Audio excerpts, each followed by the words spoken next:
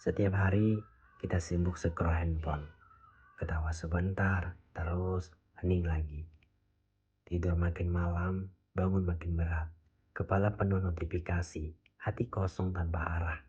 Kita terhubung kemana-mana, tapi seringnya malah nggak benar-benar nyambung ke siapa-siapa. Badan hadir, tapi pikiran kemana-mana.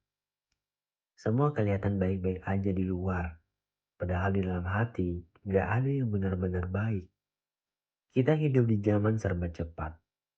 Tiap detik ada info baru, ada tren baru. Tapi makin banyak yang kita lihat, makin sedikit yang kita rasakan. Cemas, susah tidur, gampang emosi, dan mulai kehilangan semangat. Bukan karena kita nggak kuat, tapi karena kita jarang banget kasih waktu buat diri sendiri. Kita terlalu sering lihat keluar, sampai lupa buat lihat ke dalam. Coba matikan dulu notifikasi itu, taruh handphonemu.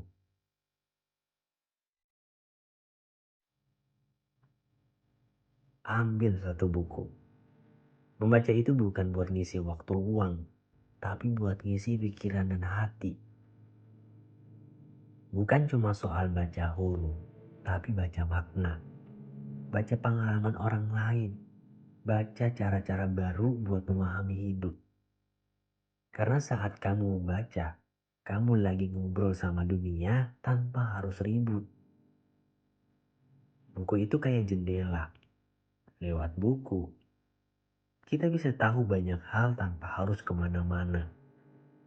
Kita bisa ngerti pemikiran orang, ikut merasakan apa yang mereka alami, dan belajar hal-hal yang dulu terasa rumit. Kata Raditya Dika, buku ditulis bisa sampai setahun, 2 tahun, dan 3 tahun.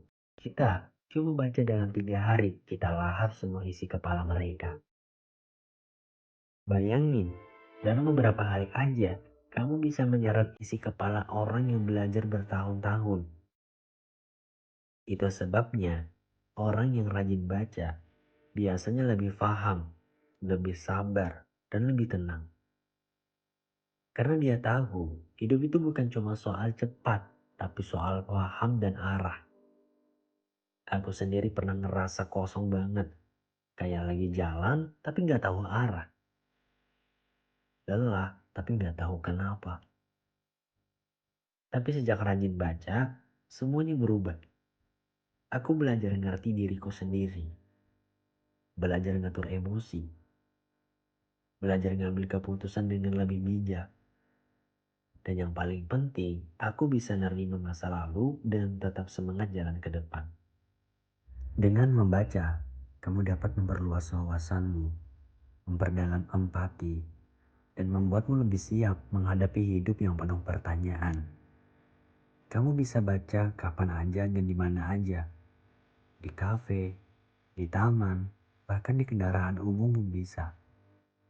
Dan kalau kamu punya perpustakaan pribadi, itu sangat luar biasa. Tapi kalau belum, tenang aja. Datang aja ke perpustakaan umum. Di sana banyak sekali disediakan buku, fasilitas nyaman, dan semuanya gratis. Buku-buku yang kubaca pelan-pelan menyembuhkanku. Makanya aku percaya the new is healing. Hal baru bisa jadi penyembuhan, dan aku adalah buktinya. Hidupmu terlalu berharga buat dihabisin cuma buat scroll. Gak apa-apa mulai dari sedikit.